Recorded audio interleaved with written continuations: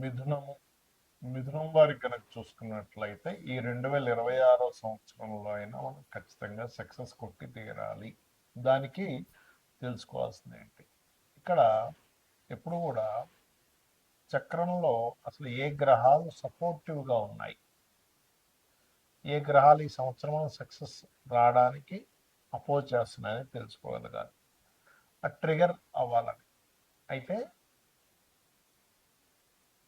ఈ గ్రహాలకు సంబంధించినటువంటి విషయాలు, రెమెడీ, పరిష్కారం ఏదైతే ఉందో చెప్తుంది నేనైనప్పటికీ కూడా చెప్పిస్తుంది సాక్షాత్ లలిత అమ్మవారిగా భావిస్తూ.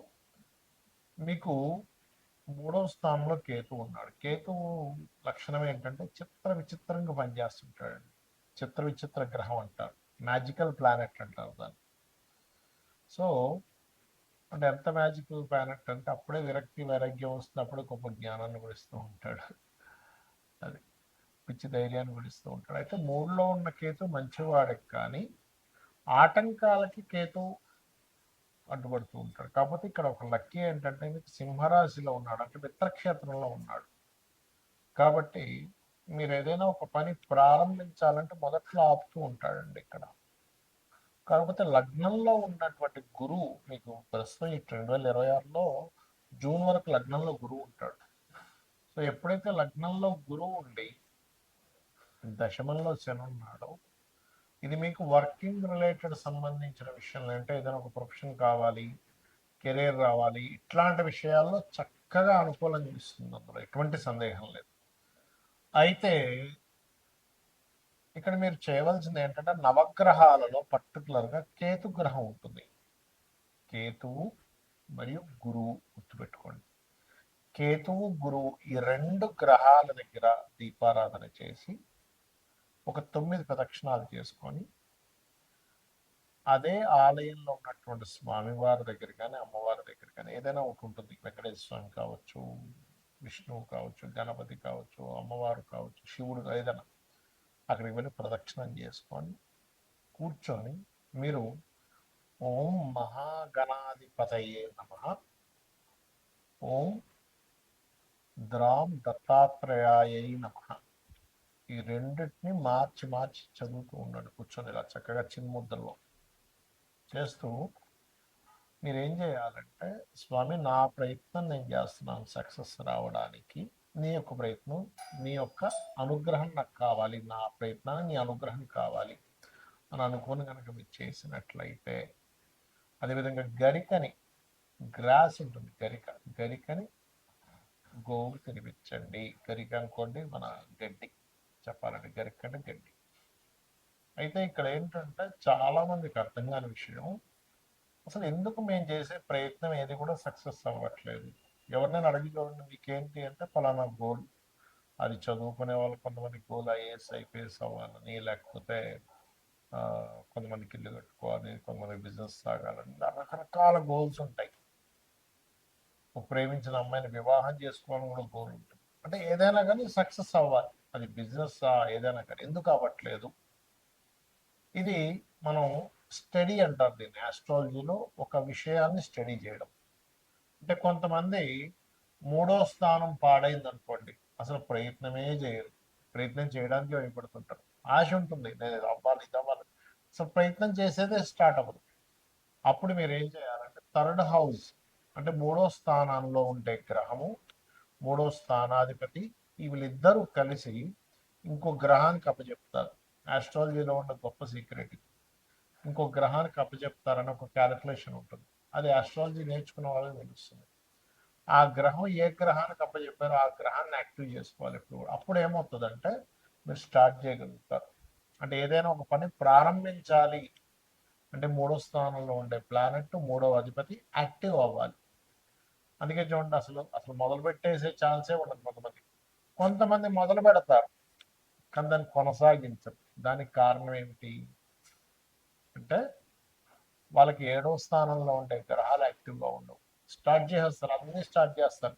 జిమ్కి వెళ్ళిపోతారు, 2 రోజులు జిమ్ చేస్తారు, మళ్ళీ ఆపేస్తారు. లేకపోతే ఇంకోటి ఏదో డైట్ అంటారు, 2 రోజులు ఫాలో అవుతారు, ఆపేస్తారు. నేను మందు మానేస్తున్నా అంటారు, 2 రోజులు మానేస్తారు, మళ్ళీ 3 రోజులు మొదలు పెడతారు. సిగరెట్ మానేస్తున్నా అంటారు, మొదలు పెడతారు. అన్నీ ఇంకంతే. చదువు ఇవాళ వెళ్ళామంటే టకటక పుస్తకాలు తీసి అన్ని పుస్తకాలు ముందు పెట్టేసుకుంటారు.